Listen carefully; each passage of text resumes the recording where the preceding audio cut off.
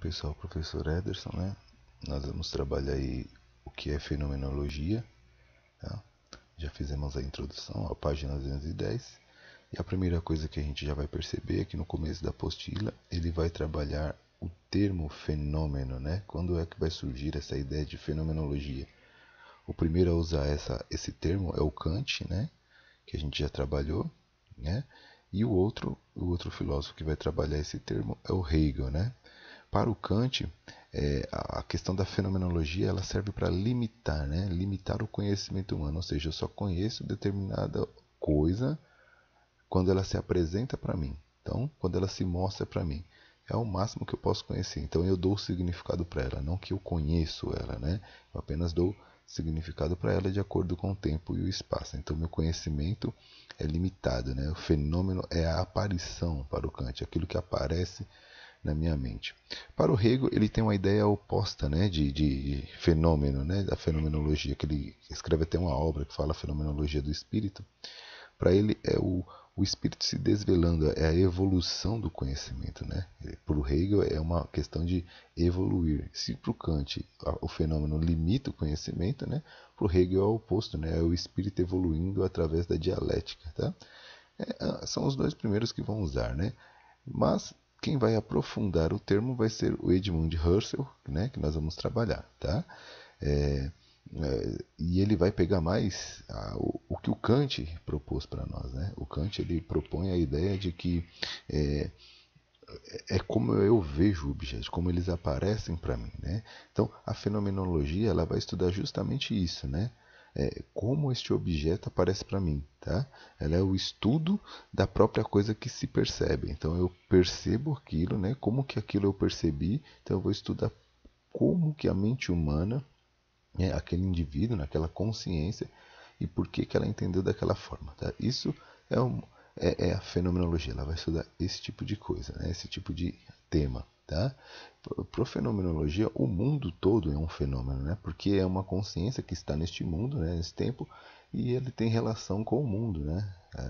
E o mundo por completo é um fenômeno, tá? É, primeiro eu tenho que entender o sentido do que se mostra para depois chegar àquilo que a coisa é. Então a fenomenologia ela vai tentar entender o sentido, né? Qual é o sentido daquilo que está aparecendo para mim? Aí sim, depois que eu limpar tudo, depois que eu ver tudo aquilo que influenciou eu olhar aquele objeto daquela forma, aí sim eu vou chegar na coisa como ela é, tá? É o que propõe o estudo fenomenológico, tá? Então, se eu parto dessa ideia, eu estou dizendo que quando eu vou observar alguma coisa, né, é, é, é, significa que eu tenho uma intenção, uma vontade para olhar, um desejo, né, de dar uma representação para aquele mundo. Então, a consciência, né, a nossa intenção faz eu olhar o fenômeno, né, faz eu olhar o objeto daquela maneira, tá? Por isso que a fenomenologia vai estudar e tentar limpar justamente por que que fez eu enxergar o objeto daquela forma, né? Todas as coisas ao meu redor que influenciaram para eu enxergar daquela maneira aquela coisa, né? O objeto de estudo, né? Para Russell, o fenômeno é aquilo que se manifesta e se desvela. Então, aquilo que vai aparecendo para nós, ele vai se desvelando, né? Ele vai se mostrando cada vez mais de acordo com a nossa consciência, né? De acordo com aquilo que nós vamos estudando sobre o tema, tá? Conforme vocês podem ver nessas partes que eu grifei aqui para vocês, ok? Ela estuda o objeto que se manifesta para o sujeito, conforme eu falei para vocês. Ela vai estudar totalmente isso, né? Essa questão de como aquela coisa, né? Aquele objeto, ele aparece na mente do sujeito, né? Ela estuda justamente isso.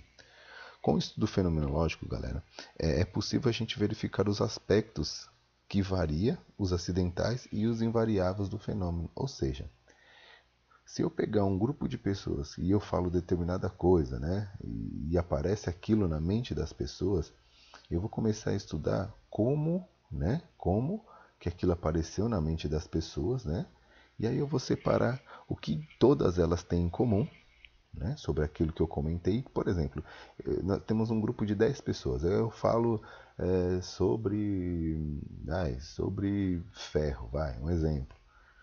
O ferro vai aparecer na mente de cada um de uma forma diferente, é o fenômeno.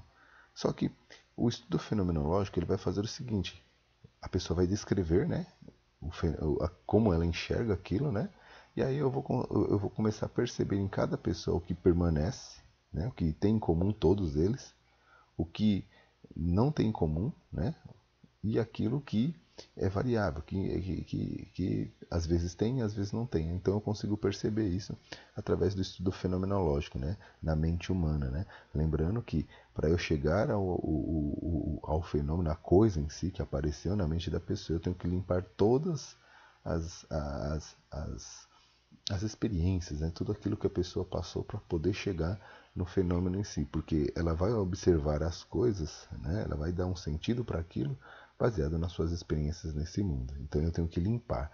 E a maneira de que eu faço para limpar é justamente isso, observando aquilo que é essencial, aquilo que não é, aquilo que é acidental, tá? Conforme vocês podem ver aqui neste parágrafo. É assim que eu faço o estudo fenomenológico para chegar na coisa em si.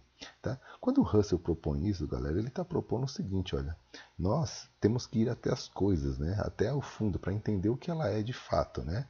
E a partir disso eu consigo perceber que a nossa mente ela tem uma intenção, né? Ela tem uma intenção de dar significado para as coisas, porque ela está ligada ao mundo, né? É uma consciência que só sabe que é consciência porque ela está no mundo. E eu só sei o que é o mundo porque eu tenho uma consciência. Então, são duas coisas que não se separam, tá? Elas estão juntas, tá? Então, tem uma intenção aí por trás, né? A intencionalidade que o Russell fala aqui nesse parágrafo é justamente essa. Eu tenho que dar um significado para as coisas porque a minha mente, né, ela tem uma intenção, né, de dar significados de acordo com o mundo que está ao meu redor, que me rodeia, né?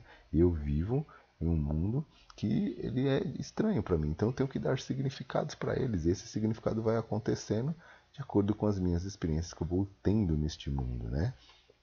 Então, toda mente ela tem uma intenção, tá? Toda consciência ela tem intenção, tá? Como ele fala, toda consciência é consciência de algo, é o que ele propõe para nós aqui, ó. E aí ele coloca a consciência como realidade fundamental. Então existe uma consciência que está neste tempo, neste mundo, né? E aí este mundo não existe sem a consciência e a consciência não existe sem o mundo. Isso é extremamente importante porque vai ser a base aí dos próximos filósofos que nós vamos trabalhar, né? Que é os filósofos existencialistas, né? Que nós vamos trabalhar mais adiante, ok? Aqui está um esquema que ele propõe do método fenomenológico, conforme vocês podem ver, o nosso intelecto, né? Nossa consciência, tá? A fidelidade que se manifesta, a atenção especial à experiência, eu vou vivendo e vou dando significado para as coisas, né? A descrição fiel aos fenômenos observados sem explicar nada, eu vou observando e dando meu significado para aquilo, né? Os fenômenos se apresentam à consciência, eu consigo perceber clara e imediata, né, a interação entre eu e o objeto, tá? Aí eu vou ter uma intuição que vai me fazer enxergar daquela maneira, né? A minha intuição é como eu sinto aquilo, né?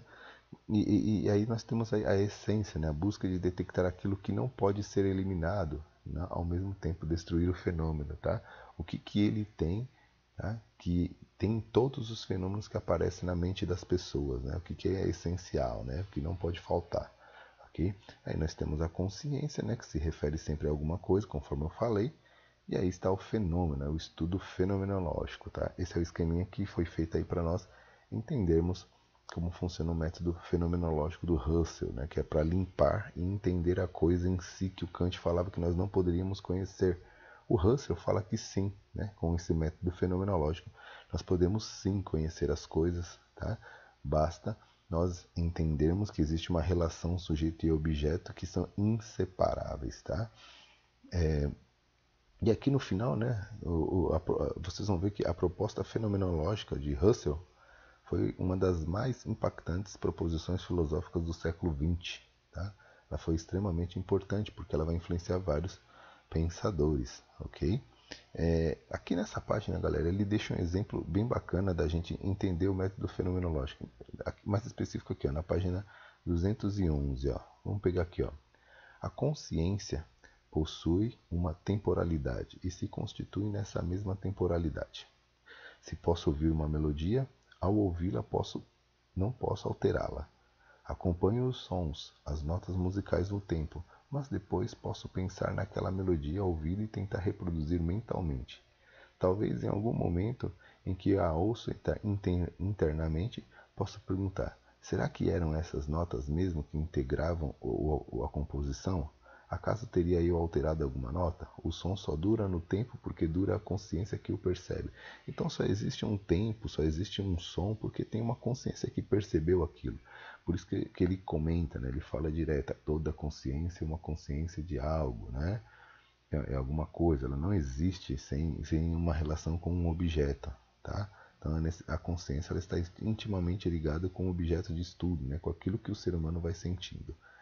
Então, galera, basicamente é isso aqui. Nós temos os fragmentos dos pensadores que vão ser influenciados pelo método fenomenológico, né? O primeiro fragmento, o segundo e o terceiro, né? São bases da influência do pensamento de Russell, né, em Sartre, né, que é um filósofo que nós vamos trabalhar, tá? E a partir daí nós temos aí a base para entender o que é a filosofia existencialista, tá? Eu só tenho uma consciência porque existe um mundo, e só existe um mundo porque existe uma consciência, inseparáveis, ok? Galera, basicamente é isso. As dúvidas a gente tira aí nas aulas de conferência. Abraço e bons estudos.